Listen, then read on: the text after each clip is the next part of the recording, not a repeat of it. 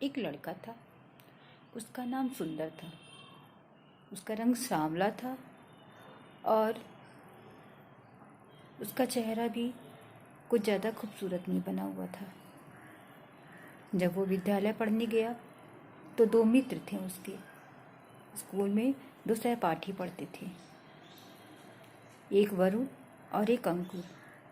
वरुण और अंकुर पढ़ने में बहुत तेज थे, लेकिन शरारती बच्चे थे। वे सुंदर को उसके रूप के लिए चिढ़ाते रहते थे, हमेशा उसका मजाक उड़ाते थे। सुंदर चुपचाप बैठ करके देखता और कुछ भी नहीं बोलता। डेली का यही नियम हो गया था। एक दिन अंकुर जो है उसके रूप के लिए उसको चिढ़ा रहा था। तभी उसने अपने बैग में से एक शीशा निकाला और उसे देखने लगा।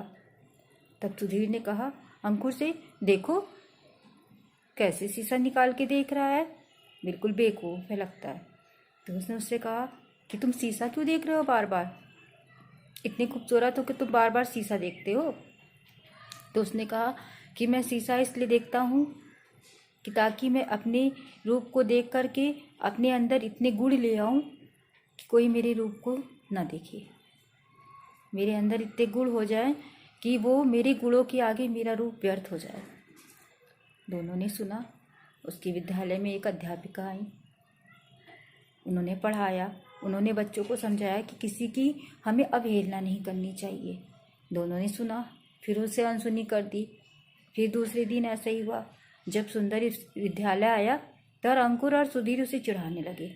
उसने फिर शीशा निकाला और फिर देखने लगा। तभी अचानक से सुधीर को चोट लग गई। सुधीर रोने लगा। अंकुर वहाँ बैठा था, वो चुपचाप बैठा रहा, उसने कुछ भी नहीं किया। सुंदर तुरंत ही दौड़कर आया उसके पास और उसे ऑफिस में लेकर के गया, उसकी मलहम पट्टी कराई और फिर उसे सहारा दे करके अपने साथ लेकर के आया, बैठाला और उसे सांत्वना दी। सुधीर को बड़ा दुख हुआ।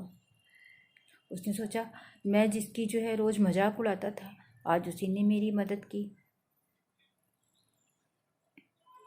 वो उससे बैर भाव भूल गया और उसने उससे क्षमा मांगी। कहने लगा, तुम सच में बहुत अच्छे हो।